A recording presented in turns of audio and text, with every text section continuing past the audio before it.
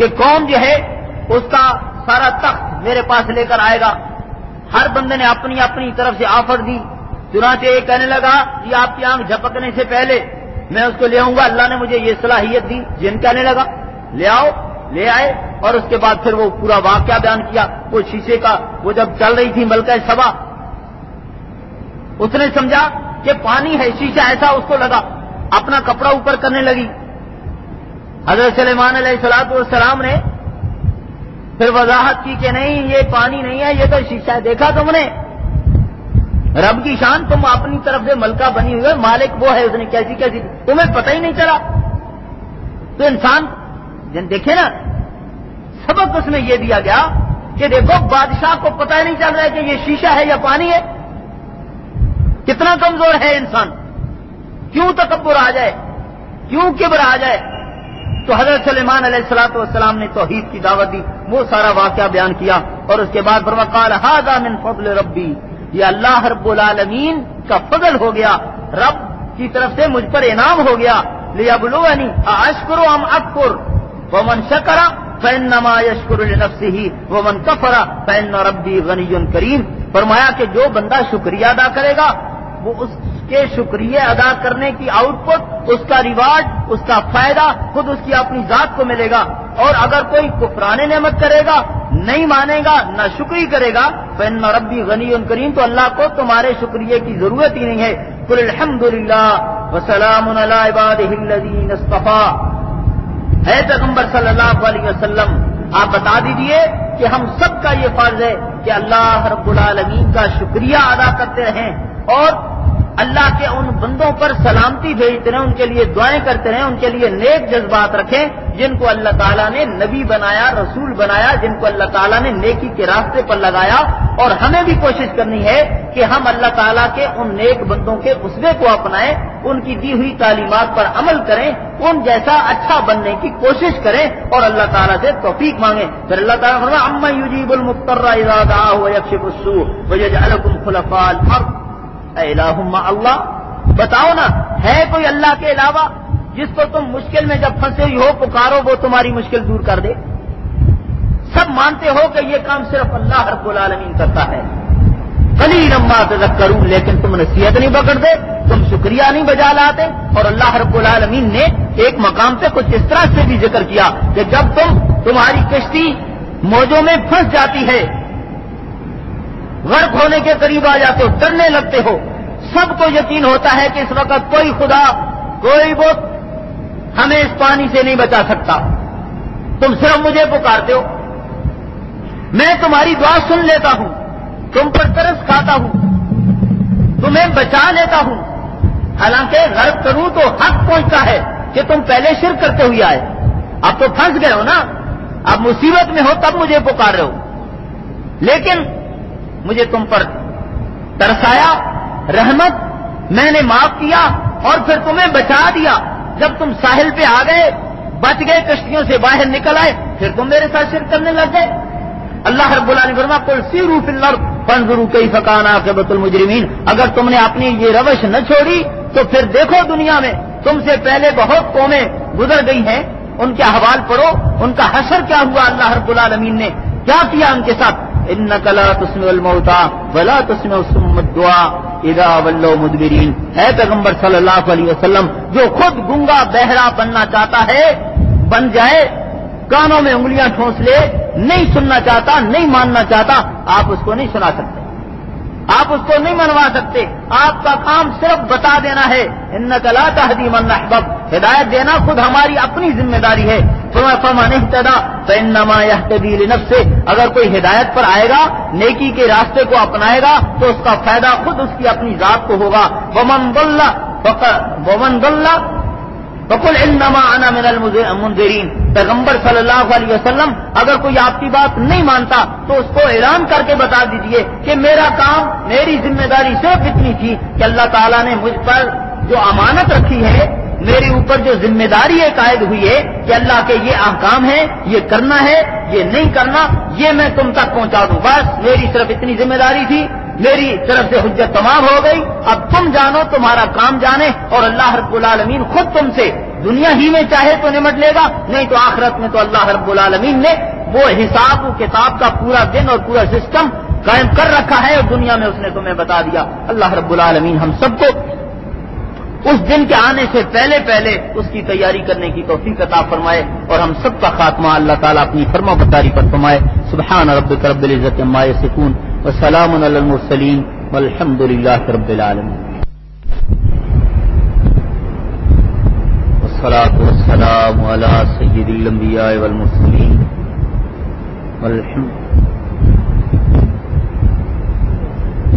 سید الانبیاء والمرسلین وعلی آلہ وصحبہ اجمعین، اما بعد۔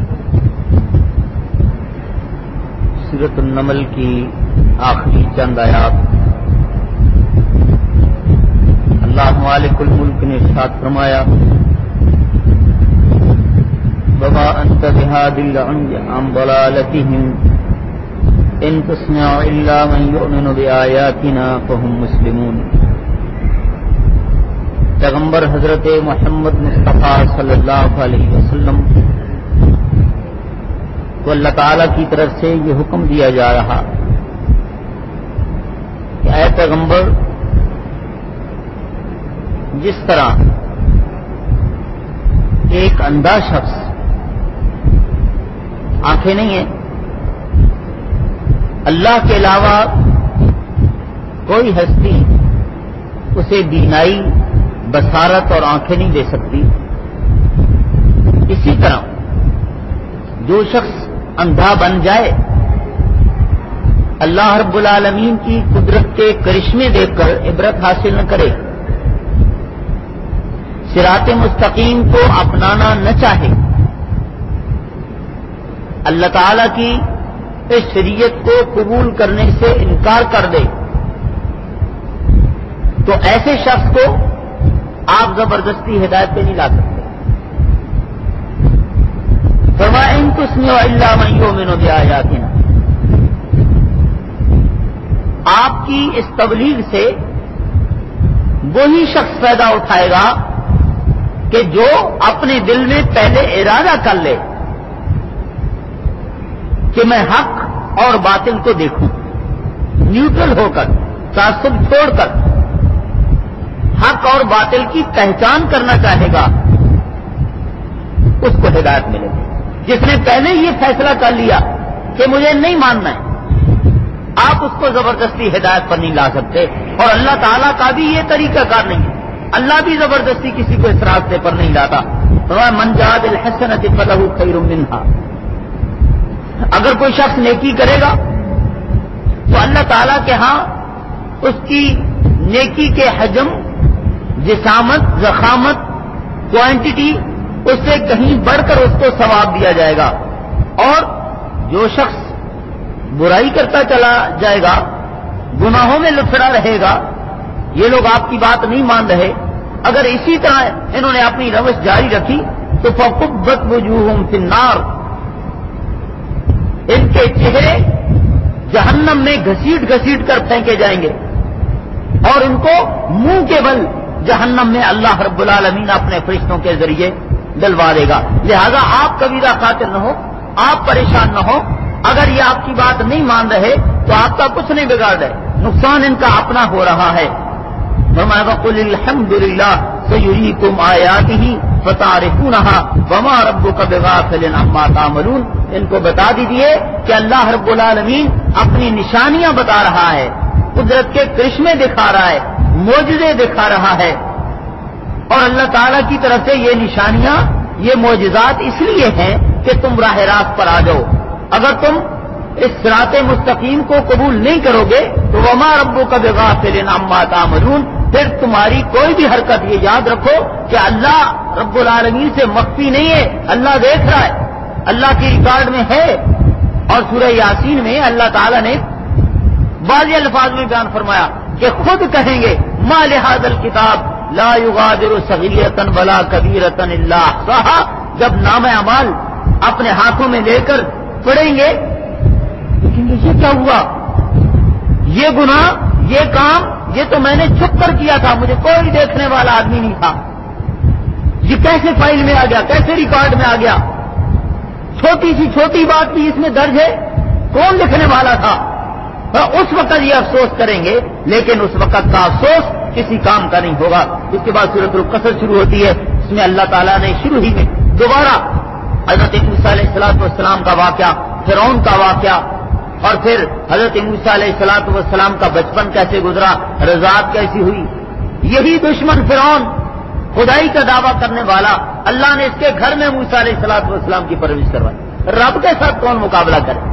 تو وہ سارا واقعہ بیان ہوا، اور اس کے بعد حضرت موسیٰ علیہ السلام کی جوانی میں جو واقعہ ہوا تھا کہ چل رہے تھے راستے سے، دیکھا دو بندے لڑ رہے ہیں، ایک شخص جس کو حضرت موسیٰ علیہ السلام نے مظلوم سمجھا، اس کی تھوڑی سی مدد کی، دوسرا بندہ ذرا زیادہ بفر رہا تھا، موسیٰ علیہ السلام نے اس کو تھپڑ مار دیا، وہ تھپڑ اس کو ایسا لگا کہ ایکسپائر ہو گیا۔ اب اس وقت تو نہیں پتا چلا کہ اس کا قاتل کون ہے، ایک موسیٰ علیہ السلام تھے یا پھر وہ بندہ جس کو موسیٰ علیہ السلام نے سپورٹ کیا تھا، نہیں پتا چلا قاتل کا۔ تو 4 دن بعد موسیٰ علیہ السلام نے دیکھا وہی شخص دوبارہ کسی اور کے ساتھ لڑ رہا ہے، سمجھ گئے کہ یہ بندہ جھگڑالو ہے، آئے روز کسی نہ کسی کے ساتھ لڑتا رہتا ہے۔ موسیٰ علیہ السلام نے اس کو تھوڑی سی نصیحت کی تو کہنے لگا، اچھا موسیٰ آج تو مجھے مارنا چاہتے ہو، جس طرح آپ نے 2-4 دن پہلے وہ دوسرا بندہ مار دیا تھا۔ اب وہ راز پاش کر دیا، لوگوں نے سن لیا۔ موسیٰ علیہ السلام کو خدشہ محسوس ہوا کہ اب فرعون کی فوج مجھے پکڑے گی اور میرے ساتھ زیادتی ہوگی، چنانچہ وہاں سے نکلے اور پھر قوم مدین میں پورا واقعہ اللہ رب العالمین نے بیان فرمایا کہ حضرت شعیب علیہ السلام کی وہ 2 بیٹیاں، شعیب علیہ السلام بوڑھے پیغمبر تھے، ان کی 2 بیٹیاں اپنے جانور لے کے گئی ہوئی تھی کنویں پر پانی پلانے کے لیے، لیکن شرم و حیا کے مارے ایک طرف بیٹھ گئی، باقی لوگ مرد حضرات وہ اپنے ریوڑ کو پانی پلا رہے تھے۔ موسیٰ علیہ السلام نے دیکھا کہ وہ ایک طرف بیٹھی ہوئی ہے، پوچھا جانور تم لے کر آئی ہو چشمے پر کنویں پر، لیکن خود ایک طرف بیٹھ گئی، تو جانور کیسے پانی پئیں گے؟ کہنے لگی کہ بس جب تک یہ لوگ نہیں جائیں گے ہم نہیں پلا سکتے۔ موسیٰ علیہ السلام سمجھ گئے تو کہا اچھا میں پلا دوں، ان کے جانور ہانک کے لے گئے، پانی پلا دیا اور اس کے بعد ان کے حوالے کر دیے جانور، وہ آ گئی لے کر گئی۔ گھر جا کر انہوں نے موسیٰ علیہ السلام کی بڑی تعریف کی اپنے والد کے سامنے کہ بندہ ہم نے ایک دیکھا، اجنبی اس علاقے کا بھی نہیں، کہیں اور طرف سے آیا ہوا تھا، اور اس نے مفت میں بغیر جان پہچان کے ہماری جو ہے جانوروں کو پانی بھی پلا دیا۔ ہماری آپ سے التجا ہے کہ اس بندے سے آپ ضرور ملیں، ایک تو اتنا شرم و حیا کہ ہماری طرف نظر اٹھا کے دیکھتا بھی نہیں، بات بھی کوئی فالتو نہیں، اور ہمارے ساتھ اس نے اتنی مہربانی کی۔ شعیب علیہ السلام نے ایک بچی کو بھیجا کہ جاؤ اس کو بلا کے لاؤ، وہ گئی اور قرآن پاک نے نقشہ کھینچا کہ تمشی علی الاستحیاء، اس کی چال میں بھی شرم و حیا تھی، گفتگو میں بھی، نظروں میں بھی، اور آ کر موسیٰ علیہ السلام سے کہتی ہیں کہ میرے ابا آپ کو بلا رہے ہیں۔ تب کیوں بلا رہے ہیں؟ کہا آپ نے ہمارے ساتھ یہ جو نیکی کی اس کا کوئی صلہ آپ کو دینا چاہتے ہوں گے، آپ کو بلایا۔ چنانچہ موسیٰ علیہ السلام گئے تو حضرت شعیب علیہ السلام نے کہا کہ میری بیٹیوں نے بہت تعریف کی ہے، آپ بڑے شریف آدمی معلوم ہوتے ہیں، یہاں کیسے کس علاقے سے؟ تو موسیٰ علیہ السلام نے سارا واقعہ سنایا کہ میں اس طرح میرے ہاتھ سے ایک بندہ قتل ہو گیا تھا، مجھے ڈر ہے کہ وہ قوم مجھے پکڑ لے گی، مارے گی، تو میں تو اپنے علاقے سے بھاگ کے آپ کی طرف آیا ہوں۔ تو شعیب علیہ السلام نے کہا یہاں امن ہے، یہاں تمہیں کوئی نہیں پکڑ سکتا، اور میں چاہتا ہوں کہ یہ جو تم نے نیکی کی ہے اس کا تمہیں صلہ بھی دوں، میں اپنی ان 2 بیٹیوں میں سے ایک بیٹی کا تمہارے ساتھ نکاح کرتا ہوں۔ شادی ہو گئی اور یہ طے پا کہ 8 سال تک اب ہمارے پاس رہیں گے، گھر داماد، اگر تم 10 سال پورے کر دو تو وہ تمہاری مہربانی ہوگی، لیکن 8 سال موسیٰ علیہ السلام نے کہا ٹھیک ہے 8 سال کا تو معاہدہ ہے، باقی 2 سال میری مرضی ہوگی تو میں رہوں گا، ورنہ آپ مجھے مجبور نہیں کریں گے۔ ٹھیک ہے، رشتہ ہو گیا۔ اس کے بعد پھر موسیٰ علیہ السلام واپس اپنی قوم میں آئے، پھر وہ واقعہ آگے چل کے آئے گا، اس وقت ہم کو بیان کریں گے۔ اللہ رب العالمین نے پھر فرعون کا ذکر کیا کہ وہ متکبر ہوا تو اللہ تعالیٰ نے اس کو کیسے پکڑا، پانی کے اندر اس کو غرق کیا، موسیٰ علیہ السلام اور اس کی پوری قوم کو بچایا۔ فرمایا فَإِن لَّمْ يَسْتَجِيبُوا لَكَ فَاعْلَمْ أَنَّمَا يَتَّبِعُونَ أَهْوَاءَهُمْ وَمَنْ أَضَلُّ مِمَّنِ اتَّبَعَ هَوَاهُ بِغَيْرِ هُدًى مِّنَ اللَّهِ إِنَّ اللَّهَ لَا يَهْدِي الْقَوْمَ الظَّالِمِينَ۔ اے پیغمبر صلی اللہ علیہ وسلم، اگر کوئی شخص آپ کی بات مان لیتا ہے تو آپ کی اپنی بات نہیں ہے، یہ اللہ رب العالمین کی شریعت ہے، راہ راست پر یہ آ گئے، ان کا اپنا فائدہ۔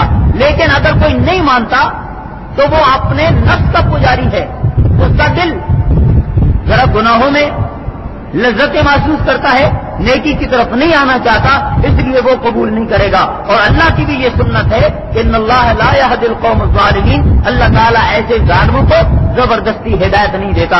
پھر واضح فرما دیا انک لا تہدی من احببت، جسے آپ چاہیں ہدایت مل جائے، نہیں آپ کے بس میں نہیں ہے، یہ ہمارا اپنا ایک نظام ہے۔ اور اس آیت کے متعلق اکثر و بیشتر محدثین کرام اور مفسرین کرام نے یہی بات لکھی کہ حضرت آپ صلی اللہ علیہ وسلم جب اپنے چچا ابو طالب کو بار بار نصیحت کرتے تھے، بالخصوص آخری گھڑیوں میں، کہ چچا آپ کے بہت احسانات ہیں مجھ پر، میں ان کا بدلہ نہیں دے سکتا، میں اللہ تعالیٰ سے التجا کروں گا کہ اللہ آپ کو ان کا بدلہ دے، آپ نے جو میرے ساتھ مہربانی کی ہے، میں نے دین پھیلایا، آپ نے مجھے تحفظ فراہم کیا۔ لیکن دیکھیں اللہ تعالیٰ کے ہاں یہ ساری نیکیاں، یہ ساری بھلائیاں اس وقت آپ کو اللہ کے ہاں قبول ہوں گی اور آپ کو ثواب ملے گا جب آپ کلمہ پڑھیں گے، آپ کا خاتمہ ایمان پر ہو، لہذا آپ کلمہ پڑھ لیجیے۔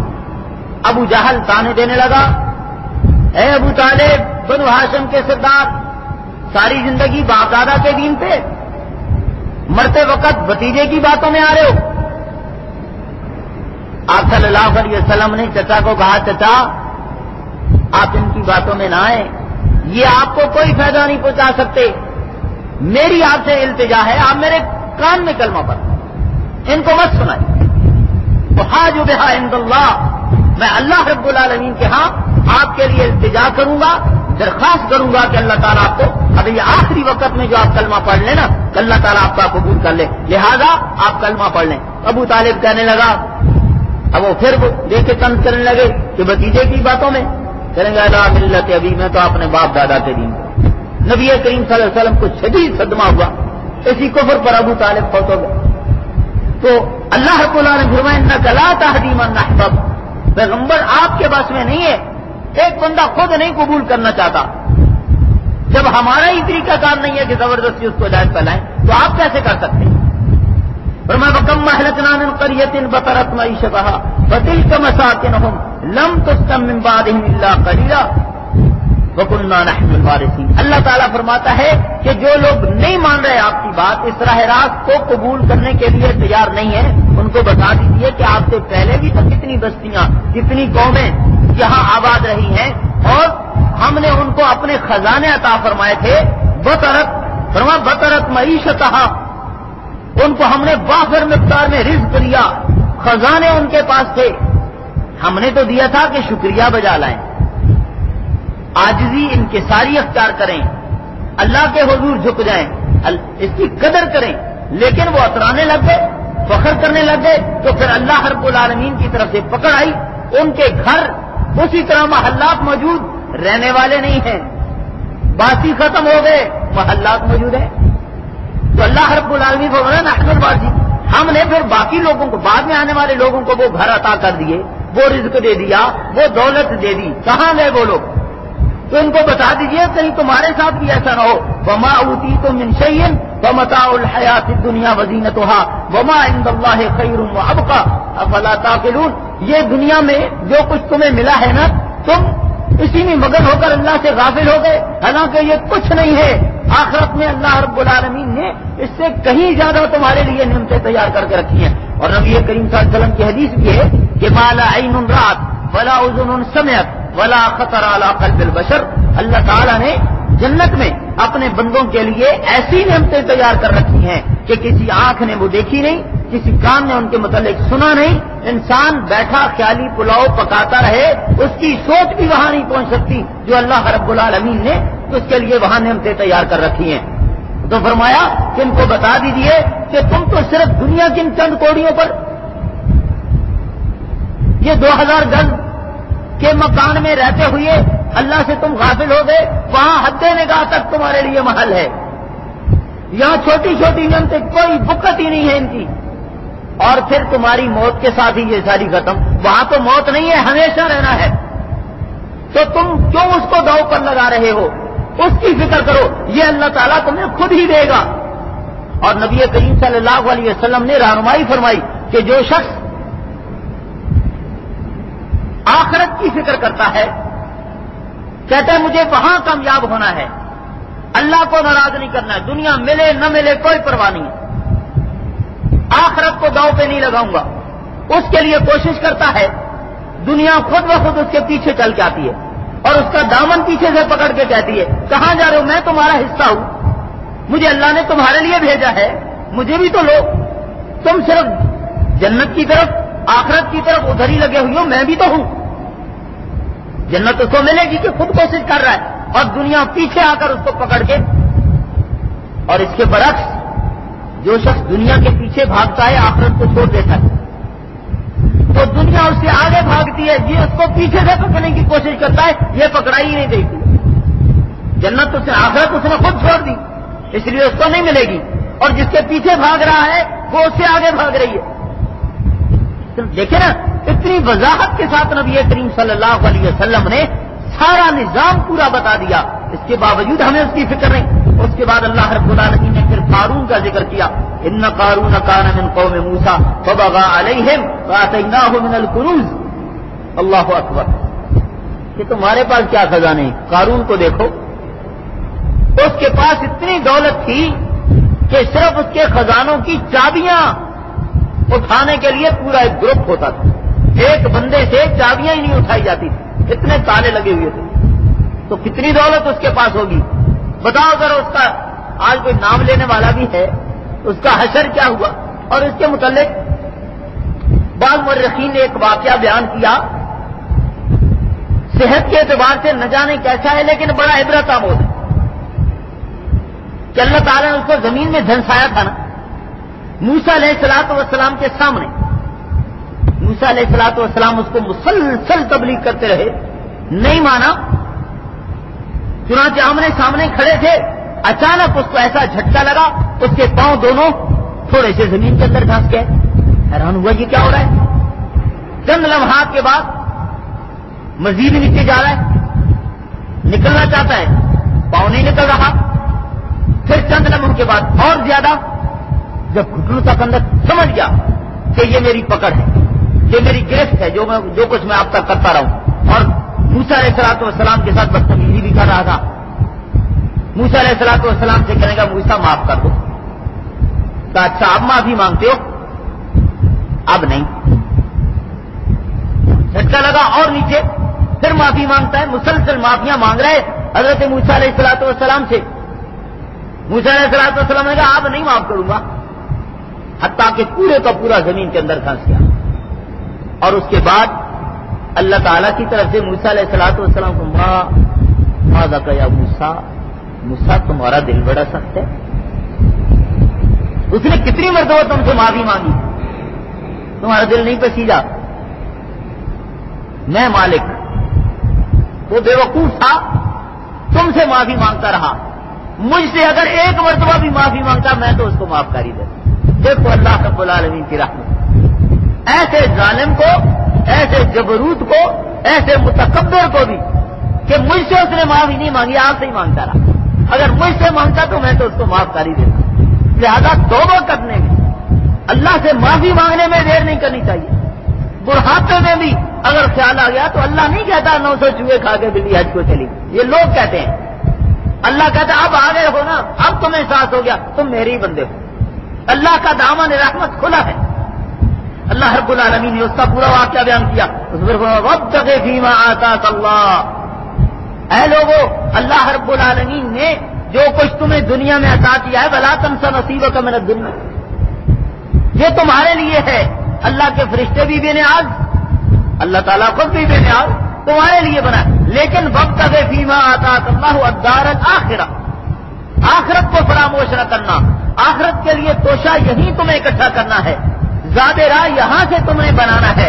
جیسے دیکھیں آؤٹنگ کے لیے جاتے ہو بچوں کو لے کر، فیملی کو لے کر، تو بیٹا وہاں بہت مہنگی چیزیں ملتی ہیں، یہاں سے گھر سے بنا کے لے کے جاتے ہیں. آخرت بھی تو ہے نا بھائیو.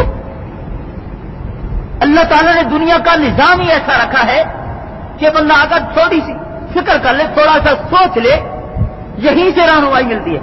آپ دیکھیں بہت سارے لوگ کسی اور علاقے سے کراچی میں آئے ہوئے، یہ چھوڑ دیجیے سعودی عرب گئے، کویت گئے، امریکہ گئے، کسی اور ملک میں، اور وہاں جا کر کوشش کرتے ہیں کہ کم از کم پیسہ خرچ کریں، بس گزارا کریں، سارے پیسے بچا کے اپنے ملک میں اپنی فیملی کے لیے بھیج رہے ہوتے ہیں. یہاں گھر بنایا، کاروبار سیٹ کیا، اس کے بعد پھر واپس یہاں. اب آپ تھوڑا سا غور کریں نا، یہی کام ہم نے یہاں رہ کر آخرت کے لیے کرنا ہے. بچا بچا کے اپنے اعمال، اپنی نیکیاں، اپنے صدقہ خیرات آخرت کے لیے توشہ اکٹھا کرنا ہے. واللہ رب العالمین وعدہ دیتا ہے من جاء بالحسنۃ فلہ خیر منہا. وہاں تو یہ ہے کہ جتنے پیسے تم نے بھیجے اتنے ہی نہیں، ہم کئی گنا مارک اپ لگا کر، آج کی اصطلاح بینیفٹ، پروفٹ، یہ لوگ دھوکہ دیتے ہیں لیکن الفاظ یہ استعمال کرتے ہیں، ہوتا سود ہی ہے. اللہ رب العالمین کئی گنا ملٹی پلائی کر کے خود وعدہ دے رہا ہے کہ میں تمہیں اس نیکی کا صلہ دوں گا. اور پھر میری رحمت دیکھو، وَمَنْ جَاءَ بِالسَّيِّئَةِ فَلَا يُجْزَىٰ اللہ الا مثلہا. اگر تم برائی کرو گے، گناہ کرو گے، میری محبت ہے تمہارے ساتھ کہ جتنی تم نے برائی کی، جتنا تم نے گناہ کیا، بس اتنا ہی لکھوں گا. نیکی کئی گنا زیادہ اور برائی صرف اتنی ہی جتنی تم نے کی. اس کے بعد سورۃ العنکبوت شروع ہوتی ہے. پہلی ہی آیت میں اللہ تعالیٰ نے فرمایا الف لام میم احسب الناس ان یترکوا ان یقولوا آمنا وهم لا یفتنون. اچھا لوگ یہ سمجھتے ہیں کہ ہم نے دنیا میں ان کو بھیجا، اچھی صحت دی، خوبصورت وجود دیا، گھر بار دیا، فیملی دی، پیسہ دیا، دولت دی، عزت دی، عہدہ دیا، یہ سب کو ہم نے فضول میں، اس کا کوئی مقصد نہیں ہے. پھر یہ کہیں گے کہ ہم مومن ہو گئے، ہم نے کلمہ پڑھ لیا، ہم اللہ کو مانتے ہیں، اللہ کے رسول کو مانتے ہیں، آخرت کو مانتے ہیں، اور ہم بس سن کر فوراً قبول کر لیں گے، ان کو ٹیسٹ نہیں کریں گے. یہ ان کی بھول ہے. ٹیسٹ ہوگا، امتحان ہوگا، کھرے اور کھوٹے کا فرق کیا جائے گا، چیک کیا جائے گا کہ کس کا دعویٰ سچا ہے، کس کا دعویٰ جھوٹا ہے.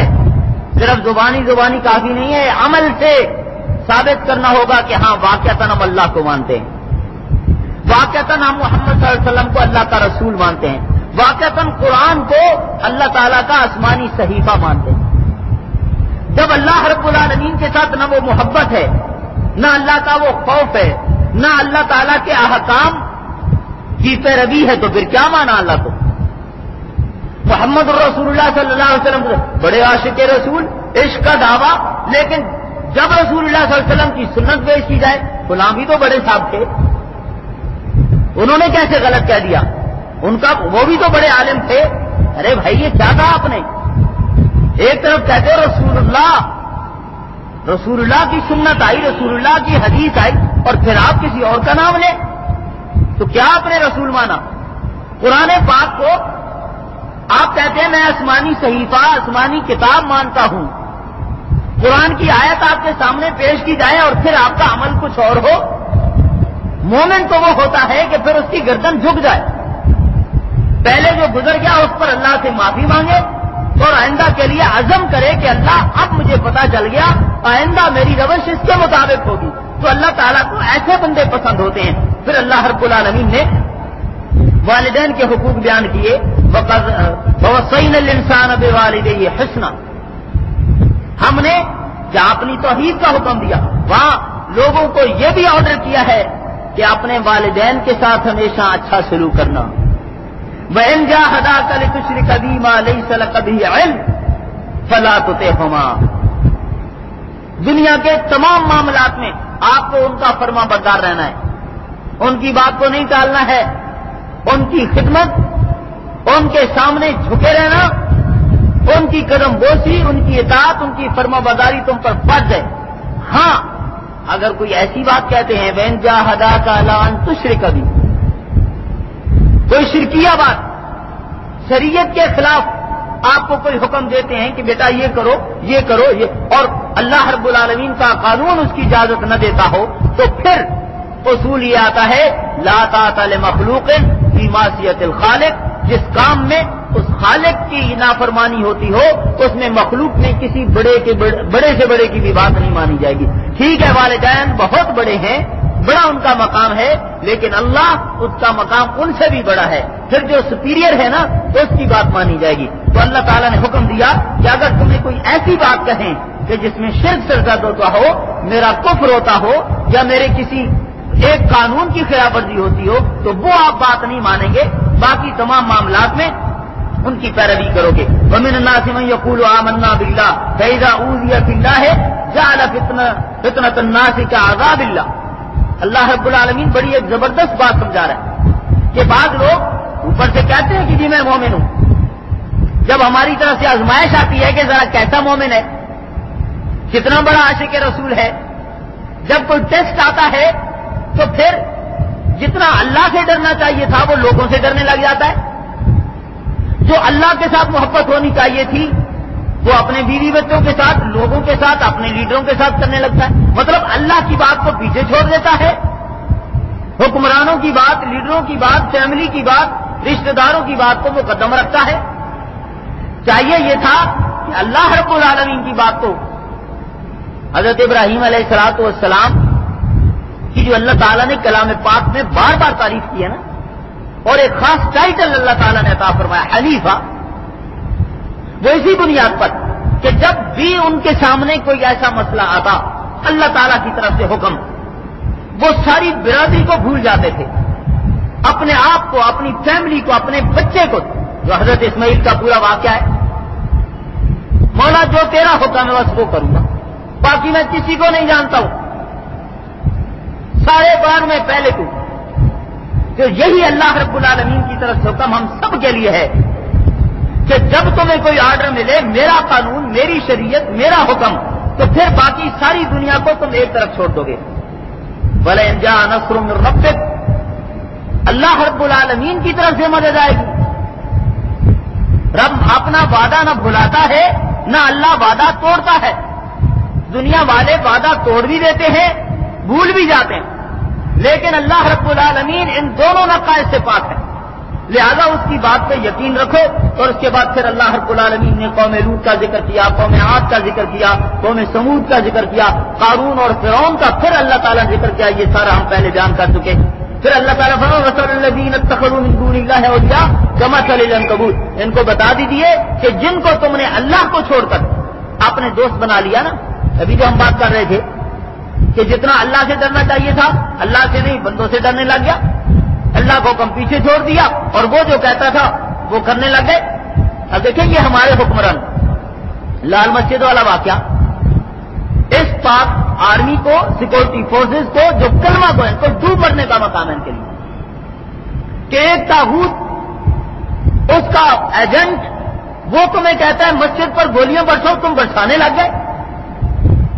تم کلمہ کو، تمہیں نہیں نظر آ رہا کہ یہ مسجد ہے، میں اپنے مسلمانوں کو ماروں، کیسے ماروں؟ انہوں نے کہا میں تو فوج میں ہوں، میں کیسے بغاوت کرتا ہوں، کورٹ مارشل ہو جائے گا. کہ سب ایک طرف چھوڑ دینا تھا، جو وہ کر سکتا کرتا. اگر یہ لوگ کہتے کہ نہیں مانتے ہم تمہارا یہ حکم، اللہ رب العالمین یقیناً ان کی مدد کرتا. بظاہر ایک بڑا ڈسپلن ہے کہ فوج میں، تو اللہ رب العالمین کلام پاک میں واضح طور پر فرماتا ہے کہ تم جس طرح اللہ سے ڈرنا چاہیے تھا ان حکمرانوں سے ڈر گئے، تو پھر اللہ رب العالمین کا وہ یوم حساب بھی آنے والا ہے. پھر ہم تم سے پوچھیں گے. اور اللہ نبی کریم صلی اللہ علیہ وسلم کی ایک حدیث بھی ہے اس حوالے سے، امر بالمعروف نہی عن المنکر کے چکر میں، کہ اللہ تعالیٰ پوچھے گا تمہارے سامنے، تمہاری نظروں کے سامنے یہ گناہ ہو رہا تھا، تم نے کیوں نہیں روکا؟ تم نے کیوں نہیں بتایا؟ وہ کہا اللہ میں لوگوں سے ڈرتا تھا۔ اللہ تعالیٰ نے اچھا لوگوں سے ڈرتا تھا، لوگ بڑے یا میں بڑا؟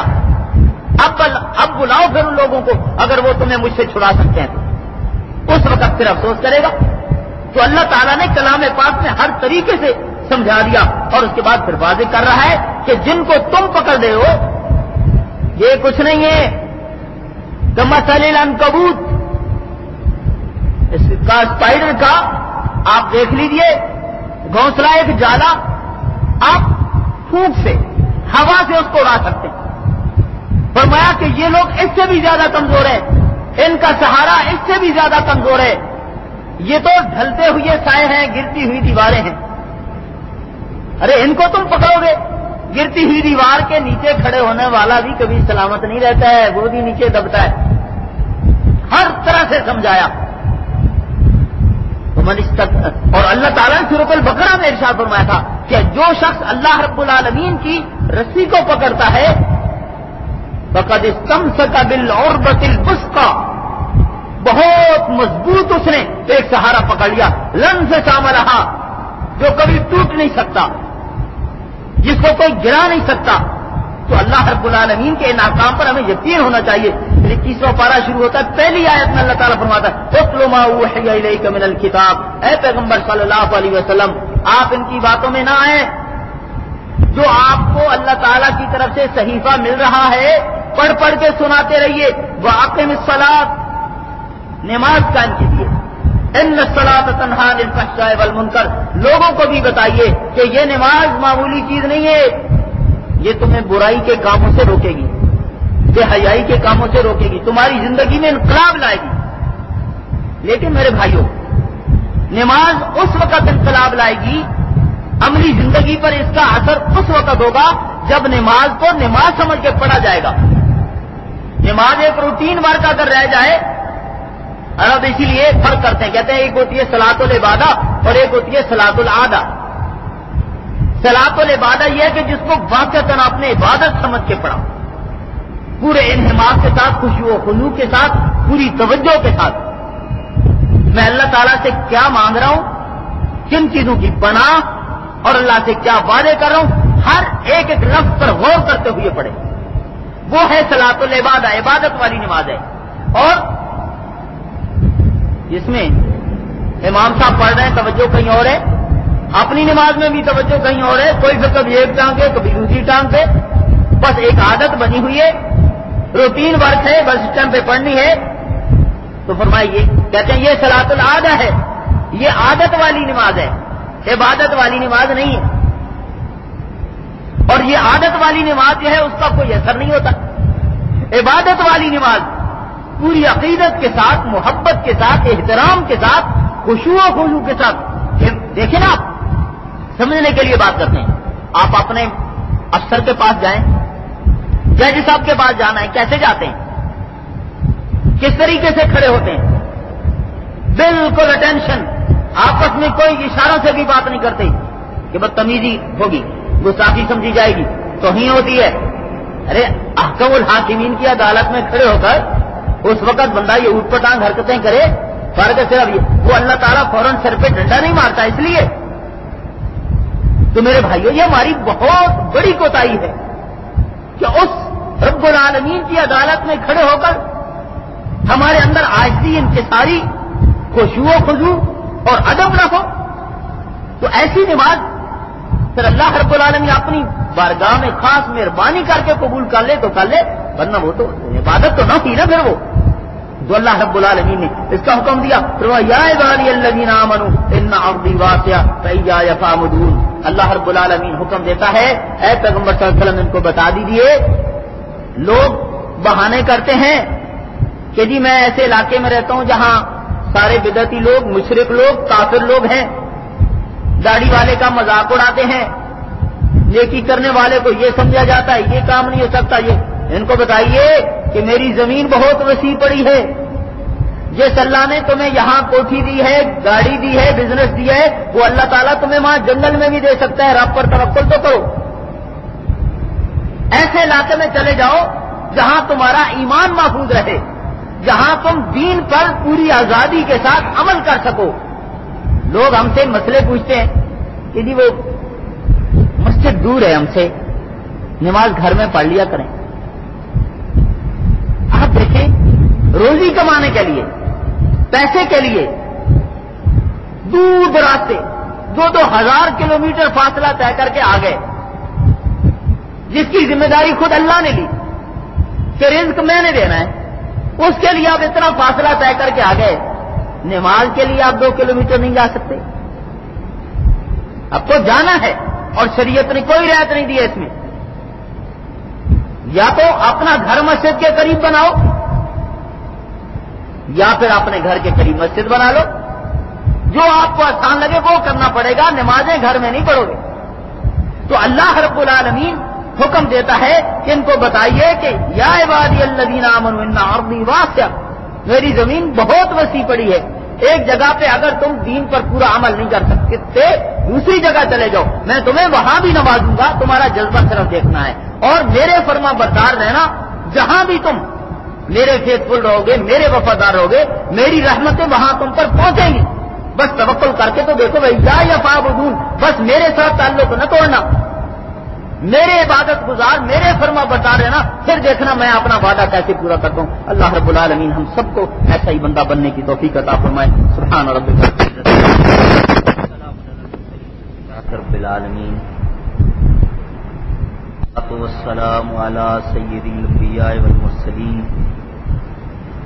وعلی آلہ وصحبہ اجمعین، اما بعد۔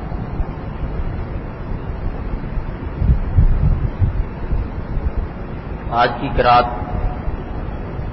سورہ روم کی ابتدا سے شروع ہوئی۔ یہ مکی سورت ہے، اور اللہ رب العالمین نے اس سورت کے آغاز میں رومیوں کی شکست اور پھر ایک مرتبہ دوبارہ غلبے کے متعلق بتایا۔ اس حوالے سے بعض مفسرین کرام نے ایک واقعہ ذکر کیا ہے کہ حضرت ابو بکر صدیق رضی اللہ تعالی عنہ کے ساتھ مشرکین مکہ میں سے چند لوگوں کی گفتگو ہوئی تھی۔ مشرکین مکہ یہودیوں کو اپنا قریبی سمجھتے تھے، جبکہ مسلمان روم کے عیسائیوں کو اپنا قریبی سمجھتے تھے، کہ عیسائی یہودیوں کی بنسبت اس وقت کے مسلمانوں کے ساتھ نرم گوشہ رکھتے تھے، اور ایک حد تک دین کے قریب بھی تھے۔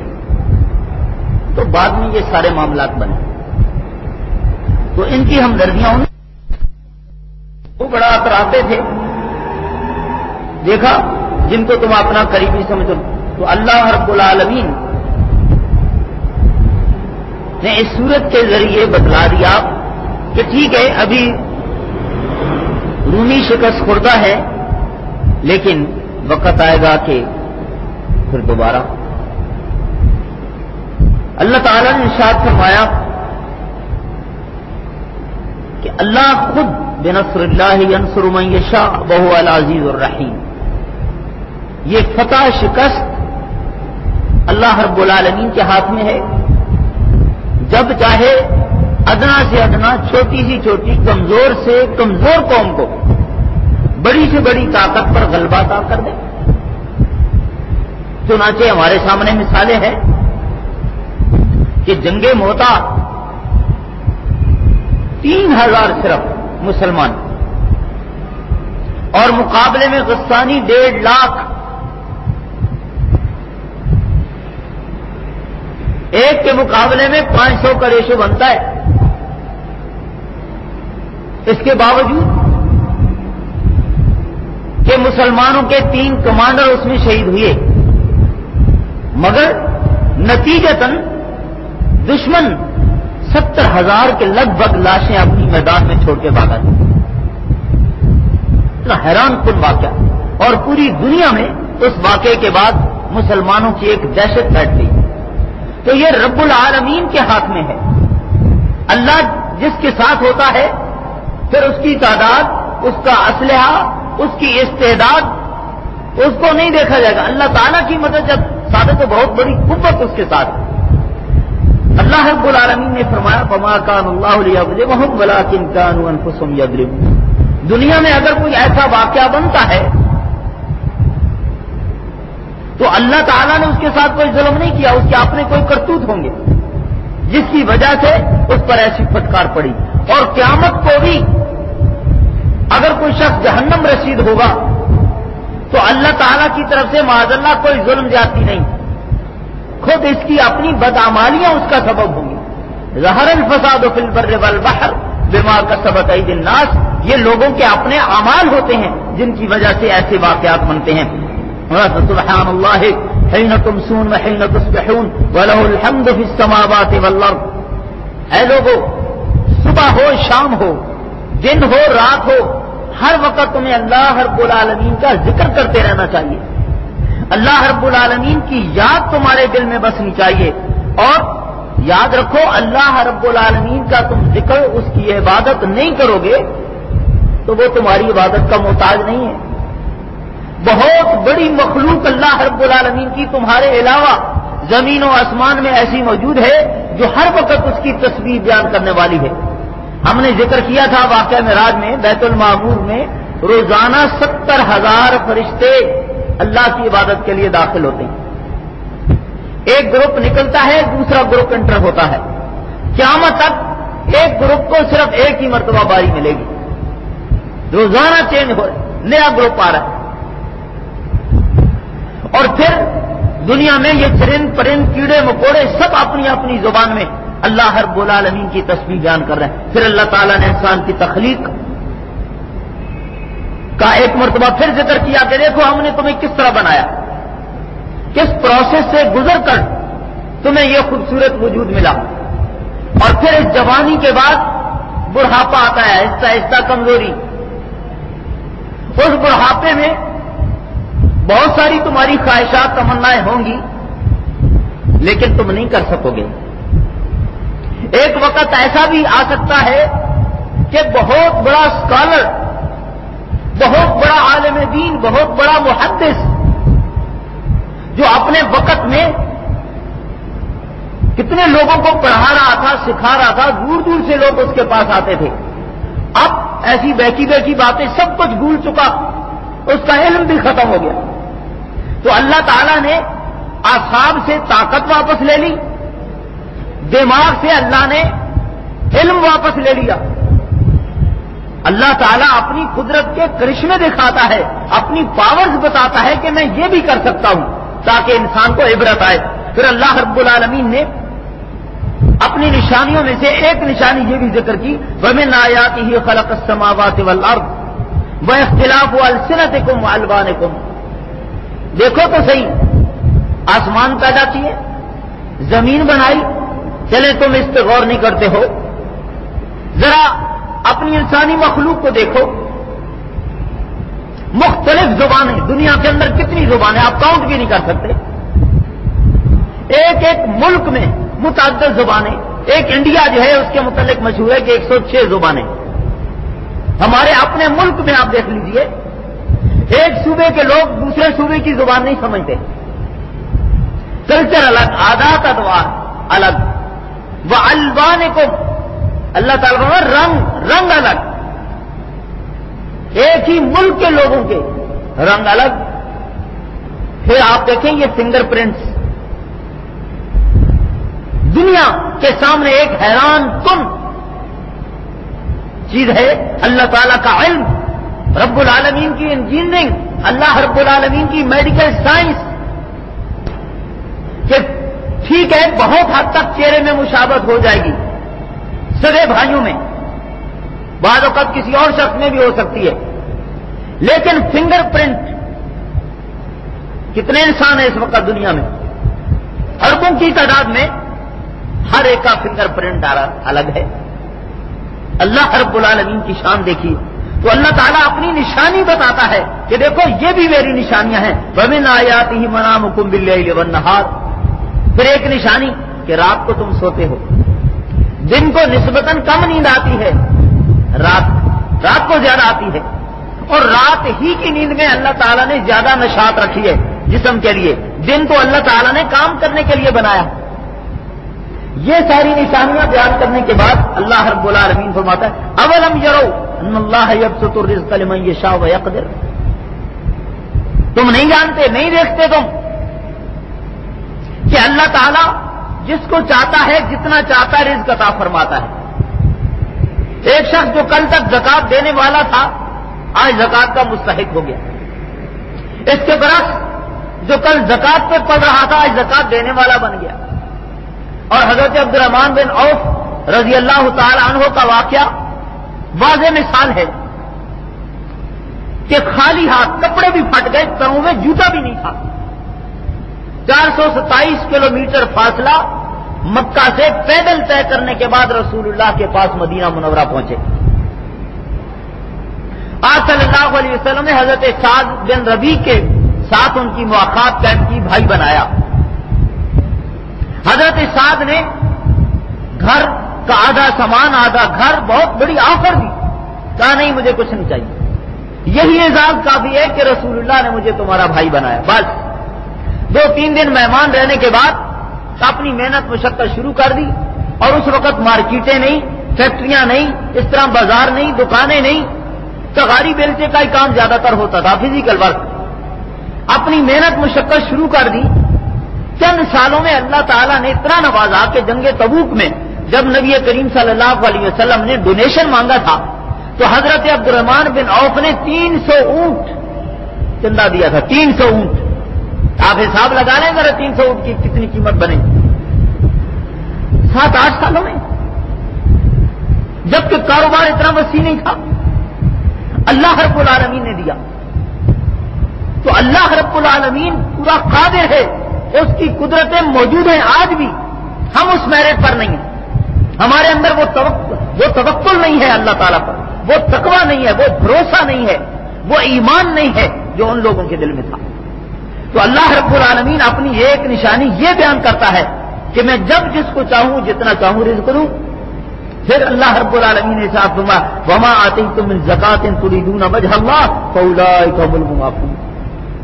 تم میں سے جو شخص یہ ہمارا دیا ہوا مال, ہمارا دیا ہوا پیسہ اللہ کے راستے میں خرچ کرے گا, وہ 2.5% والی واجب زکات ہو یا عام صدقہ خیرات ہو, اللہ تعالیٰ وعدہ دیتا ہے کہ میرے راستے میں خرچ کیا جانے والا مال وقتی طور پہ شاید تمہیں کم لگے گا. 1000 روپے تھا, اس میں سے 100 دے دیا, 900 رہ گئے. تم کاؤنٹ کرو گے تو 900 ہوں گے, 100 کم ہو گیا. لیکن وعدہ دیتا ہے کہ دنیا ہی میں کئی گنا ملٹی پلائی کر کے دوں گا, آخرت میں تو الگ ثواب. اور مثال دے کے سمجھایا کہ ایک دانہ زمین میں دفن کرتے ہو, پودا نکلتا ہے, اس پودے کی کئی شاخیں, ہر شاخ پہ کئی خوشے, ایک دانے پر ہم تمہیں 700 دانہ ایک ہی سیزن میں دے دیتے ہیں. اس مٹی سے اللہ اس مٹی کا بھی محتاج نہیں ہے, ویسے بھی دے سکتا ہے. تو اس کی قدرت کے سامنے کوئی مشکل نہیں ہے. تو وعدہ دے رہا. تو اس کے بعد اللہ رب العالمین ارشاد فرماتا ہے اللہ الذی خلقکم من ضعف ثم جعل من بعد ضعف قوة. دیکھو اپنی تخلیق مراحل دیکھو. تم جب پیدا ہوئے تھے کتنا نرم و نازک اور کمزور وجود تھا تمہارا, آہستہ آہستہ طاقت آئی, جوان ہو گئے, جوانی کے بعد دوبارہ بڑھاپا آیا, اور پھر اللہ رب العالمین بڑھاپے کے بعد بعض اوقات ارذل العمر والی سٹیج بھی لے آتا ہے کہ جس میں ایک بوڑھا انسان بچوں جیسی حرکتیں کرنے لگ جاتا ہے, سارے گھر والے بھی اس سے تنگ آ جاتے ہیں. اللہ تعالیٰ کی طرف سے ایک آزمائش گھر والوں کے لیے بھی, شاید اس کے لیے بھی, اور اپنی قدرت دکھانے کے لیے اللہ رب العالمین ایسا کرتا ہے کہ میں جب چاہوں, جس طرح چاہوں, جس انداز سے چاہوں تمہارے ساتھ نمٹوں. تم کیوں اترانے لگ گئے؟ تمہارے اندر سے عاجزی, انکساری اور بندگی کیوں نکل گئی؟ تم اپنی کمزوری کا اعتراف کیوں نہیں کرتے؟ بلکہ کلام پاک میں ایک جگہ پہ کچھ اس طرح سے بھی نقشہ کھینچا کہ انسان غلطی کر رہا ہوتا ہے، گناہ کر رہا ہوتا ہے، اللہ تعالیٰ مسکراتا ہے کہ اس کو دیکھو کیا پدی اور کیا پدی کا شوربہ،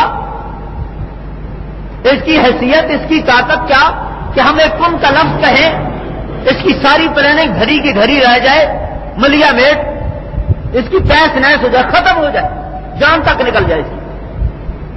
لیکن یہ گناہ کرتے وقت کتنا ڈھیٹ، کتنا دلیر، جیسے اس کو کوئی پوچھنے والا نہیں، کوئی اس کو پکڑنے والا نہیں، کوئی اس کو دیکھنے والا نہیں۔ کس انداز سے یہ گناہ کر رہا ہے؟ اس کو معلوم نہیں کہ میں کن کا لفظ کہوں اور یہ اس کی جان تک نکل جائے، ختم ہو جائے اس کا سارا نظام۔ تو اللہ تعالیٰ کی طرف سے مختلف انداز میں جو ہمیں حکم مل رہا ہے، وہ حکم یہ ہے کہ انسان اپنی کمزوری کا اعتراف کرے، اپنی بندگی کو تسلیم کرے اور اللہ رب العالمین کے حضور عاجز اور منکسر المزاج بندہ ہونے کا ثبوت دے۔ اس کے بعد سورہ لقمان شروع ہوتی ہے، جس میں بہت ساری نصیحتیں اللہ رب العالمین نے کی ہیں۔ ایک آیت یہ ہے وَمِنَ النَّاسِ مَن يَشْتَرِي لَهْوَ الْحَدِيثِ لِيُضِلَّ عَن سَبِيلِ اللَّهِ بِغَيْرِ عِلْمٍ۔ بعض لوگ ایسے ہوتے ہیں کہ خود تو گمراہ ہوئے دوسرے لوگوں کو بھی اپنی فضول باتوں میں، گپوں میں، قصے کہانیوں میں الجھائے رکھتے ہیں، نیکی کے راستے پر نہیں آنے دیتے، اور اپنی اس قصہ گوئی کو لطیفے بیان کر کے، شعر و شاعری کر کے انہوں نے ذریعہ معاش بنا لیا۔ اللہ تعالیٰ نے آواز اچھی دے دی تو اس آواز کو قرآن پاک کی تلاوت میں استعمال کرتے، رسول اللہ صلی اللہ علیہ وسلم کی شان میں نعت پڑھ کے استعمال کرتے نہیں، انہوں نے اس کا غلط استعمال کیا، گانے بجانے میں لگ گئے، اس سے پیسہ کمانے لگ گئے۔ تو اللہ تعالیٰ کی نعمت کی ناشکری بھی ہے اور بہت سارے لوگوں کا وقت ضائع کر رہا ہے۔ ان کو اس نے انگیج کر دیا، وہ کوئی اور اچھا کام بھی کر سکتے تھے، ٹھیک ہے ان کی کمزوری، ان کی غلطی ہے، لیکن سبب یہ شخص بنا۔ چنانچہ آپ دیکھ لیجئے، معروف اداکار، معروف گلوکار کہیں آ جائے، پبلک سنبھالی نہیں جاتی، ہر طرف لوگ ہی لوگ نظر آتے ہیں، ان کے پاس ساری مصروفیت پھر ختم ہو جاتی ہے، وقت نکل آتا ہے، مسجدوں میں وہ تعداد نہیں، وہ حاضری نہیں، دینی لیکچرز اور دروس اور کانفرنسوں میں وہ حاضری نہیں جتنی کہ ان فضولیات میں ہوتی ہے۔ اللہ رب العالمین ارشاد فرماتا ہے قال لقمان لابنه وهو يعظه يا بني لا تشرك بالله ان الشرك لظلم عظيم۔ لقمان اللہ تعالیٰ کے برگزیدہ بندے، رب نے علم عطا فرمایا، حکمت عطا فرمائی، اور وہ اپنے بیٹے کو جو نصیحت کر رہے تھے اللہ تعالیٰ نے کلام پاک کا حصہ بنایا ہمارے لیے کہ آپ بھی اگر باپ ہیں تو آپ کو اپنے بچوں کو یہ تربیت کرنی ہے، یہ نصیحت کرنی ہے۔ کہہ رہے تھے اے میرے بیٹے لا تشرک باللہ، دیکھنا کبھی تم سے شرک سرزد نہ ہو، اللہ کے حقوق میں کسی اور کو شریک نہ بنانا، ان الشرک لظلم عظیم، اس سے بڑا اور کوئی جرم نہیں ہے۔ اور پھر حضرت لقمان نے جو اپنے بیٹے کو باقی نصیحتیں کی تھیں کہ زمین پر بھی چلو تو عاجزی انکساری کے ساتھ، پاؤں زور سے نہ مارو، گردن تمہاری اکڑی ہوئی نہیں ہونی چاہیے، لا تمشی علی الارض مرحا، نظریں جھکی ہوئی، عاجزی اور انکساری کے ساتھ تم چلو۔ یا بنی اقم الصلاۃ، اے میرے بیٹے نماز نہ چھوڑنا، نماز کی پابندی کرنا، وامر بالمعروف ونہی عن المنکر، خود بھی نیکی پر رہنا اور لوگوں کو بھی نیکی کی ترغیب دلانا، خود بھی گناہوں سے بچنا، لوگوں کو بھی اس سے بچانے کی کوشش کرنا، واصبر علیہا۔ جب تم امر بالمعروف ونہی عن المنکر کرو گے، تبلیغ کرو گے، دعوت و تبلیغ ہوگی، تو لوگ کبھی تمہارا مذاق اڑائیں گے، کبھی تمہارا راستہ روکنے کی کوشش کریں گے، کبھی سفر کرتے ہوئے تمہیں تکلیف اٹھانی پڑے گی، سردی گرمی بیماری سے، یہ سارے معاملات تمہارے ساتھ ہوں گے، لیکن اللہ کی خاطر تمہیں یہ سب کچھ برداشت کرنا ہوگا۔ واصبر علی ما اصابک ان ذلک من عزم الامور، یہ ہے اصل کرنے کے کام، نماز کی پابندی اور دعوت و تبلیغ، اور پھر اس راستے میں صبر، ساری تکلیفیں اللہ کی خاطر برداشت کرنا. وما ان ذالک من عزم الامور، یہ بڑے کام ہیں، یہ بڑا حوصلہ ہے. ان کاموں کا تمہیں کوئی فائدہ ملے گا، باقی سب فضولیات ہیں. اس کے بعد فرمایا ولا تصعر خدک للناس، جب لوگوں کے ساتھ آمنا سامنا ہو، جس سے بھی بات چیت کرو تو ذرا چہرے کی بشاشت کے ساتھ، تیور چڑھا کے نہیں. نبی کریم صلی اللہ علیہ وسلم کے حوالے سے حدیث ہے کہ بسمۃ فی وجہ اخیک صدقۃ، اگر آپ اپنے مسلمان بھائی کو صرف مسکرا کر ملتے ہیں، یہ بھی تمہارا ایک صدقہ لکھ دیا جاتا ہے نام اعمال. دیکھو رب کی مہربانی، دیکھو آپ نے اس کو اور کچھ نہیں دیا، صرف مسکرا کر محبت سے پیار سے آپ اپنے اس مسلمان بھائی کو ملے، اللہ تعالیٰ نے تمہارے نام اعمال میں صدقہ لکھ دیا. فرمایا یا ایھا الناس، اے لوگو، اتقوا ربکم واخشوا یوما لا یجزی والد عن ولدہ، اپنے رب سے ڈرو اور پھر اس دن کے آنے سے پہلے پہلے تیاری کرو کہ جب تمہارے والدین تمہارے کسی کام نہیں آئیں گے، تمہارے اہل و عیال بیوی بچے تم سے دور بھاگیں گے، وہ تمہیں کوئی فائدہ نہیں پہنچا سکیں گے. ان وعد اللہ حق، تم اگر اس دن کا انکار بھی کرو گے تو تمہارے انکار سے کوئی فرق نہیں پڑتا، یہ اللہ کا دیا ہوا وعدہ ہے اور یہ پورا ہو کر رہے گا. ولا تغرنکم الحیات الدنیا، دنیاوی زندگی میں اللہ رب العالمین نے یہ ساری نعمتیں تمہارے لیے رکھی، اور ان نعمتوں کو استعمال کرتے ہوئے رب سے غافل نہ ہو جانا. دنیا دھوکے کی جگہ ہے، انسان اس کی عیش و عشرت میں مگن ہو کر مست ہو جاتا ہے، لیکن تمہیں اللہ رب العالمین کو یاد رکھنا ہے. ولا یغرنکم باللہ الغرور، شیطان تمہیں اللہ تعالیٰ سے غافل کروائے گا تو اس کے بہکاوے میں نہ آنا. دنیا کی دولت میں مگن ہو کر، اس نشے میں آ کر اللہ رب العالمین کے احکام کو پس پش نہ ڈالنا، جائز ناجائز، حلال حرام، اور اپنی زندگی کے مقصد کو پہچاننا اور اس کو پورا کرنے کی کوشش میں لگے رہنا. اس کے بعد سورہ سجدہ شروع ہوتی ہے جو اللہ کے رسول صلی اللہ علیہ وسلم جمعے کے دن فجر کی نماز میں تلاوت فرمایا کرتے تھے. اس میں اس کے شروع میں بھی اللہ رب العالمین نے انسان کی تخلیق کا ذکر کیا، آسمانوں کا، زمین کا، اور پھر اللہ رب العالمین نے ارشاد فرمایا وَلَوْ شِئْنَا لَآتَيْنَا كُلَّ نَفْسٍ هُدَاهَا وَلَكِنْ حَقَّ الْقَوْلُ مِنِّي لَأَمْلَأَنَّ جَهَنَّمَ مِنَ الْجِنَّةِ وَالنَّاسِ أَجْمَعِينَ. اگر اللہ تعالیٰ چاہتا تو ساری کائنات کو، سب انسانوں کو مسلمان بنا دیتا، کوئی کفر کر ہی نہ سکتا، اللہ تعالیٰ کی نافرمانی کر ہی نہ سکتا. جیسے فرشتے ہیں، اللہ تعالیٰ کر سکتا تھا گناہ کا راستہ، نافرمانی کا راستہ ہی بند کر دیتا، لیکن اللہ ایسا نہیں کرتا ہے. رب کی طرف سے ایک ٹیسٹ ہے، ایک امتحان ہے، اور اس امتحان کے لیے اللہ تعالیٰ آزادی دیتا ہے. خیر اور شر دونوں بنائی، دونوں کے راستے کھلے چھوڑ دیے، دونوں کا انجام بتا دیا، اور بندے کو دونوں راستوں میں سے جو وہ چاہے اختیار کرنے کی برابر صلاحیت دے دی، آزاد چھوڑ دیا. اب وہ اپنے لیے جو پسند کرے گا نولہ ما تولی، اللہ تعالیٰ اس کو اسی راستے پر چلا دے گا. آپ دیکھیں نا، ایک شخص نماز کو پسند کرتا ہے، تلاوت کو، روزے کو، حج کو، زکوٰۃ کو، ان نیکی کے کاموں کو، آپ اس کو دیکھیں گے ہر وقت انہی میں لگا ہوا ہے، اور اس کو ہر موقع کے بعد دوسرا موقع مل رہا ہے، وہ نیکیاں کر رہا ہے.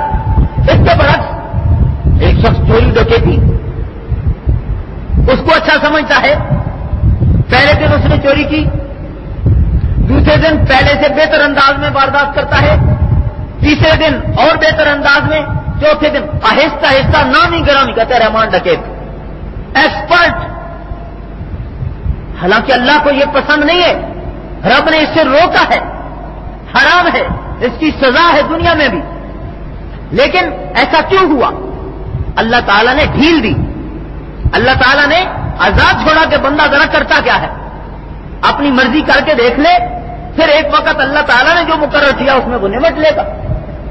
اس لیے بندہ اگر غلطی کرنے کے بعد اس پر کوئی گرفت نہیں آتی، پکڑا نہیں جاتا، تو یہ نہ سمجھے کہ اللہ تعالیٰ دیکھ نہیں رہا ہے، یا اللہ رب العالمین کہ ہاں یہ گناہ نہیں ہے. اللہ تعالیٰ نے مہلت دی، اور وہ چاہتا تو عین گناہ کے وقت پکڑ لیتا، توبہ یا سدھرنے کے لیے اللہ رب العالمین ایک ڈھیل دیتا ہے اور بندہ اس کو بھی اویل نہیں کرتا. فرمایا افمن کان مومنا کمن کان فاسقا لا یستوون. تم دیکھو دنیا میں بھی ایک نظام ہے کہ ایک بندہ آپ کے ساتھ بڑا محبت کرنے والا، آپ کا فرما بردار، آپ کی بات مانتا ہے، آپ کا خیال رکھتا ہے، اور دوسرا شخص آپ کا دشمن ہر وقت آپ کی جڑیں کاٹتا ہے، آپ کے خلاف بکتا ہے، آپ کو نقصان پہنچانے کی کوشش کرتا ہے. آپ دونوں کو برابر ٹریٹ کرتے ہو؟ جیسے تم فرق کرتے ہو اللہ تعالیٰ نے میں بھی فرق کروں گا. پھر ایک مثال اللہ تعالیٰ نے اور دی. افمن یمشی مکبا علی وجہہ، ایک شخص، دو بندے آ رہے ہیں سامنے سے، ایک شخص بالکل نارمل پاؤں کے اوپر چل کر آ رہا ہے اور دوسرا شخص پاؤں اوپر کر لیتا ہے، سر نیچے کر لیتا ہے، ہاتھ زمین پہ رکھ کے، اور یوں آ رہا ہے آپ کے سامنے. کیا آپ کو دونوں برابر لگتے ہیں؟ مثال دی اللہ تعالیٰ نے، سوال کیا کیا تمہیں یہ دونوں برابر لگتے ہیں؟ ایک شخص پاؤں پہ چل کر آ رہا ہے اور دوسرے نے سر نیچے کر لیا، ہاتھ کے اوپر چل کر آ رہا ہے. جس طرح تمہیں ان دونوں کے درمیان بہت بڑا فرق نظر آتا ہے، اسی طرح اللہ رب العالمین فرماتا ہے ہمیں بھی فرق نظر آتا ہے. افنجعل المسلمین کالمجرمین، رات کو تہجد پڑھنے والا اور دوسرا رات کو عیاشی کرنے والا، دن کو اللہ رب العالمین کے حلال حرام اور جائز ناجائز کا خیال رکھنے والا، اور دوسرا شتر بے مہر، اللہ تعالیٰ ان دونوں کو برابر کر دے گا؟ ایک بے پرد ننگے منہ غیر محرموں کے سامنے پھرنے والی عورت، مردوں جیسی چال ڈال، کوئی شرم و حیا نہیں، اور دوسری با پرد متقی اور پرہیزگار خاتون، اللہ تعالیٰ ان دونوں کو برابر کر دے گا؟ افنجعل المسلمین کالمجرمین. پھر یہ کیسا انصاف ہوگا؟ اللہ تعالیٰ فرماتا ہے نہیں، ہم نا انصافی نہیں کریں گے، تم خود اس کو تسلیم نہیں کرو گے. لہذا اللہ رب العالمین بیفور ٹائم ہمیں بتاتا ہے. اور پھر ایک اس کی مہربانی اور دیکھیں، کہتا ہے وَلَنُذِيقَنَّهُم مِّنَ الْعَذَابِ الْأَدْنَىٰ دُونَ الْعَذَابِ الْأَكْبَرِ لَعَلَّهُمْ يَرْجِعُونَ. اللہ تعالیٰ کیا کرتا ہے؟ بندے نے گناہ کیا، دنیا میں ایک جھٹکا دے دیتا ہے. یہ جھٹکا، یہ چھوٹی سی تکلیف اس بڑے عذاب سے بچانے کے لیے کہ بندہ سدھر جائے. بڑے عذاب سے پہلے دنیا میں جھنجھوڑ دیا کہ وہ اپنی روش درست کر لے. اس کے باوجود اگر کوئی اپنی اصلاح نہیں کرے گا تو پھر وہ بڑا عذاب بھی موجود ہے. چنانچہ یہ چھوٹے چھوٹے جھٹکے، یہ چھوٹی چھوٹی یہ تکلیفیں دنیا کی، اس کو بندہ اپنی طرف سے، اللہ رب العالمین کی طرف سے رحمت سمجھے کہ اصلاح کا سبب بن جائے. اور ممکن ہے کہ اس کی وجہ سے اللہ تعالیٰ آخرت والی سزا ڈال دے. اس کے بعد سورۃ الاحزاب شروع ہوتی ہے. اللہ تعالیٰ نے ارشاد فرمایا ما جعل اللہ لرجل من قلبین فی جوفہ. اور اس آیت کے شان نزول کے حوالے سے ایک واقعہ بھی بیان کیا جاتا ہے، اس کی صحت جو بھی، لیکن اللہ تعالیٰ اپنی طرف سے وضاحت کر رہا ہے کہ ہر شخص کے پیٹ میں نے ایک ہی دل رکھا ہے، اور ایک ہی دل رکھنے سے جو اصل مقصد یا معنی سمجھایا جا رہا ہے وہ یہ کہ یہ مومن ہوگا یا کافر ہوگا. یہ نہیں ہے کہ کبھی مومن بن جائے کبھی کافر بن جائے. شتر مرغ کی طرح اس کو کہا جائے کہ اڑو تو کہتا ہے نہیں میں تو چلوں گا، چلو تو کہتا ہے نہیں میں تو پرندہ ہوں، میں تو اڑوں گا. کبھی اڑنے لگ جائے اور کبھی نہیں. اللہ رب العالمین فرماتا ہے مومن، علامہ اقبال کو رنگی چھوڑ دے یک رنگ ہو جا. اللہ رب العالمین یا تو کھلم کھلا باغی بن کے دکھاؤ، بغاوت کرو، اللہ کو للکارو، یا پھر جب وہ نہیں کر سکتے، یقیناً نہیں کر سکتے، تو پھر اللہ رب العالمین کے بندے بن جاؤ. منافق بھی ایسا کرتے تھے کہ رسول اللہ صلی اللہ علیہ وسلم کے سامنے آ کر بڑے اپنے ایمان کے دعوے، بڑے متقی، بڑے پرہیزگار، بڑے آقا صلی اللہ علیہ وسلم کے وفادار، لیکن پیٹھ پیچھے رسول اللہ صلی اللہ علیہ وسلم اور صحابہ اکرام کے خلاف ان کی پلاننگ. اللہ تعالیٰ نے ایک حد تک ان کا پردہ رکھا اور اس کے بعد فاش کیا، نبی کریم صلی اللہ علیہ وسلم کو بتایا کہ یہ منافق ہیں، اور پھر ان کی سزا بتائی ان المنافقین فی الدرک الاسفل من النار، جہنم کے سب سے نچلے درجے میں ان منافقوں کو پھینکا جائے گا کہ یہ دھوکہ دینے کی کوشش کرتے تھے. ایک ہے نا واضح کافر ہے، یہ دھوکہ دیتا ہے، اور دھوکہ اللہ کو دے گا، اللہ کے رسول کو دے گا، یہ اس کی بھول ہے. اللہ رب العالمین نے ارشاد فرمایا کہ ہم نے ایک ہی دل بنایا، لہذا بندے مومن عاجز منکسر بن کر رہو۔ یا ایھا الذین آمنوا اذکروا نعمت اللہ علیکم اذ جاءتکم جنود فارسلنا علیہم ریحا وجنودا لم تروها۔ مختلف غزوات میں اللہ رب العالمین کی طرف سے فرشتے نازل ہوئے مسلمانوں کی مدد کے لیے، نبی کریم صلی اللہ علیہ وسلم کو سپورٹ کرنے کے لیے۔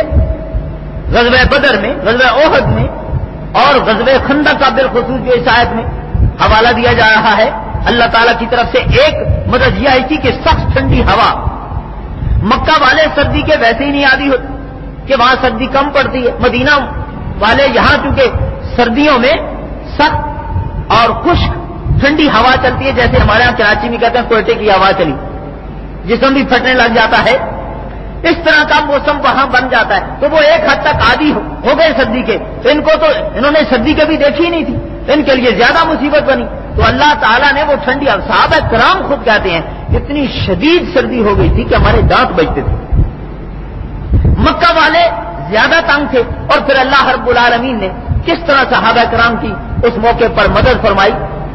ٹھیک ہے بنو قریظہ نے غداری کی تھی، ایک تفصیل ہے، ہمارے پاس وقت نہیں کہ ہم اس کو بیان کریں، لیکن بغیر لڑائی کے دشمن کو واپس جانا پڑا تھا، اور پھر ان غداروں کو بنو قریظہ کو پھر اللہ رب العالمین نے حکم دیا کہ ان کے خلاف ایکشن لے، چنانچہ نبی کریم صلی اللہ علیہ وسلم نے پھر ان کے خلاف تعذیبی کارروائی کی تھی۔ تو اس طرف اشارہ ہے کہ دیکھو اے میرے پیغمبر صلی اللہ علیہ وسلم، آپ کی تعداد تو تھوڑی سی 1000 صرف، اور وہ 10,000 آ کے ساری اتحادی فوجیں مختلف قبائل سے لے کر آئے ہوئے بیٹھے تھے، لیکن اللہ رب العالمین نے جنگ کی نوبت ہی نہیں آنے دی، یہ رب کی طرف سے مہربانی تھی۔ تو اس طرح اشارہ ہے کہ ہم نے تمہاری مدد کی، اور اس کے بعد فرمایا ہنالک ابتلی المؤمنون وزلزلوا زلزالا شدیدا، اللہ رب العالمین نے ایک محتبر جھنجھوڑا۔ اور غزوہ حنین میں بھی صرف ایک چھوٹی سی بات کچھ صحابہ کرام کے دل میں آ گئی تھی کہ جب ہم 313 تھے تب ان لوگوں نے ہمارا کیا بگاڑ دیا تھا، آج ہم 12,000 ہیں۔ اللہ رب العالمین نے پھر موقع پر وہ دشمن جو ہی حنین کے ایریا میں داخل ہوئے، صحابہ کرام وہ پہلے سے گھات لگا کے بیٹھے تھے، ہر طرف سے تیروں کی بارش شروع ہو گئی، بہت سارے صحابہ زخمی، بری حالت، تنگ کہ یہ کیا ہو گیا ہمارے ساتھ۔ نبی کریم صلی اللہ علیہ وسلم نے اللہ تعالیٰ سے دعا کی کہ اللہ اگر ہم میں سے کسی نے کوئی غلطی کر دی ہے تو ہمیں معاف فرما دے، چند لوگوں کی غلطی کی ہم سب کو سزا نہ دے۔ اللہ تعالیٰ سے التجا کی، درخواست کی، معافی مانگی، پھر اللہ رب العالمین نے مدد بھی کی، موقع پر پھر فتح بھی دی، اور اللہ نے کلام پاک میں پھر ذکر کیا وَيَوْمَ حُنَيْنٍ إِذْ أَعْجَبَتْكُمْ كَثْرَتُكُمْ، تم اپنی تعداد کی بات کرنے لگ گئے تھے، تو تعداد تو ہمیشہ کافروں کی زیادہ ہوتی تھی، وہ غالب کیوں نہیں آئے، ان کے ساتھ ہماری مدد نہیں ہوتی تھی۔ تم اگر ہر مرتبہ فاتح اور غالب آتے رہے تو تمہارے اپنے زور بازو کی یہ کمائی نہیں ہے، یہ ہماری مدد ہوتی تھی، خبردار دوبارہ تمہارے دلوں کے اندر ایسی کوئی بات ہے۔ اور یقیناً بندے کے بس میں کچھ نہیں ہے، اللہ تعالیٰ ہی جس کی چاہے مدد کرے، چنانچہ اللہ رب العالمین نے اس کا ذکر کیا، فرمایا لقد کان لکم فی رسول اللہ اسوۃ حسنہ لمن کان یرجو اللہ والیوم الآخر وذکر اللہ کثیرا۔ لوگوں اگر آخرت پر ایمان ہے اور اللہ کے ہاں کامیاب ہو جانا چاہتے ہو تو آؤ میں نے تمہیں ایک ماڈل دے دی ہے، حضرت محمد مصطفیٰ صلی اللہ علیہ وسلم کی زندگی، بالخصوص نبوت سے لے کر یہ جو 23 سال ہے آپ صلی اللہ علیہ وسلم کی 40 سال کی عمر سے لے کر پھر آپ صلی اللہ علیہ وسلم کی وفات تک، یہ تمہارے لیے نمونہ ہے۔ جس دور میں ہو، جس علاقے میں ہو، جن حالات میں بھی ہو، نبی کریم صلی اللہ علیہ وسلم پر ہم نے وہ سارے واقعات وارد کر کے تمہارے لیے ایک مثال چھوڑ دی۔ خوشی کیسے منانی ہے، غمی آ جائے تو کیسے منانی ہے، فقر ہو تو تب کیسے کرنا ہے، پیسہ آ جائے تو اس کو کیسے استعمال کرنا ہے، اپنی برادری کے ساتھ کیسے چلنا ہے، بیوی بچوں کے ساتھ کیسے چلنا ہے، لوگوں کے ساتھ کیسے چلنا ہے، اقتدار اور حکومت مل جائے تو تب کیسے رہنا ہے، رعایا ہو تو تب کیسے رہنا ہے، یہ پیغمبر صلی اللہ علیہ وسلم کی زندگی میں تمہیں نمونہ ملے گا۔ اسی کو اپنے لیے ماڈل بنانا اور اس کے مطابق تمہاری ایک ایک حرکت، تمہارا ایک ایک قدم اٹھنا چاہیے، تب تم کامیاب ہوگے دنیا میں بھی اور آخرت میں بھی۔ اللہ رب العالمین ہم سب کو اپنے پیغمبر صلی اللہ علیہ وسلم کا سچا پیروکار بندہ بننے کی توفیق عطا فرمائے۔ سبحان ربک رب العزت عما یصفون وسلام علی المرسلین والحمد للہ رب العالمین۔ والصلاة والسلام على سید الانبیاء والمرسلین وعلى آلہ وصحبہ اجمعین اما بعد۔ آج کی قرأت سورہ سبا جو کہ مکی صورت ہے اس سے شروع ہوئی۔ اس میں وہ ملکہ سبا کا واقعہ بیان ہوا جس کا پورا تخت حضرت سلیمان علیہ السلام کے پاس حاضر کیا گیا تھا، تو اسی کے نام سے اس سورت کو موسوم کر دیا گیا۔ اللہ رب العالمین نے اس سورت میں ارشاد فرمایا والذین سعوا فی آیاتنا معاجزین اولئک لهم عذاب من رجز علیم۔ ان لوگوں کو خبردار کیا کہ جو اللہ تعالی کی شریعت کو، اللہ کے احکام کو، اللہ کے قانون کو ہلکا سمجھتے ہیں، اس کے خلاف اپنی حرکتیں، اپنی زبان اس کو کنٹرول نہیں کرتے۔ دنیا کا بھی اصول ہے، اگر ایک بندہ معمولی سی غیر قانونی حرکت کرتا ہے، اس کو ایڈمنسٹریٹر کہتا ہے کہ آپ کو یہ کس نے اجازت دی تھی کہ قانون اپنے ہاتھ میں لو۔ قانون کا احترام، طاغوت کا بنایا ہوا، بندے کا بنایا ہوا اصول، ضابطہ، اگر اس کی اتنی اہمیت ہے تو اللہ تعالیٰ کے قانون کی کوئی اہمیت نہیں ہے۔ تو اللہ رب العالمین نے ان لوگوں کا ذکر کیا کہ جو اللہ کی شریعت کو پس پش ڈالتے، اس کو اہمیت نہیں دیتے، اس کے خلاف جیدہ دانستہ کھلے عام حرکتیں کیے چلے جا رہے ہیں، فرمایا اللہ رب العالمین نے ان کے لیے بڑا دردناک عذاب ہم نے تیار کر رکھا ہے۔ ما قل ادعوا الذین زعمتم من دون اللہ ان فی السماوات ولا فی الارض۔ اگر ان لوگوں کو گھمنڈ ہے، کسی خوش فہمی میں ہے کہ ان کا کوئی لیڈر، ان کا کوئی بڑا، ان کا کوئی بت، ان کا کوئی خدا جس کو انہوں نے پوجنا شروع کر دیا، وہ ان کے لیے کچھ کر سکے گا، کوئی ان کو فائدہ پہنچا سکے گا، اللہ کی پکڑ سے بچا سکے گا، تو ہمارا اعلان ہے اے پیغمبر صلی اللہ علیہ وسلم آپ ان سے کہیے، بلاؤ ان کو، اگر کوئی تمہیں اللہ تعالیٰ کے ہاں سے بچا سکتا ہے، کوئی فائدہ پہنچا سکتا ہے تو لے آؤ اس کو۔ تم بھی بے بس، تمہارے یہ خدا جن کو تم نے اپنا معبود بنا لیا یہ بھی بے بس، تو اپنی بے بسی، اپنی بندگی کا اعتراف کرتے ہوئے اللہ رب العالمین کے ساتھ وفا کرو۔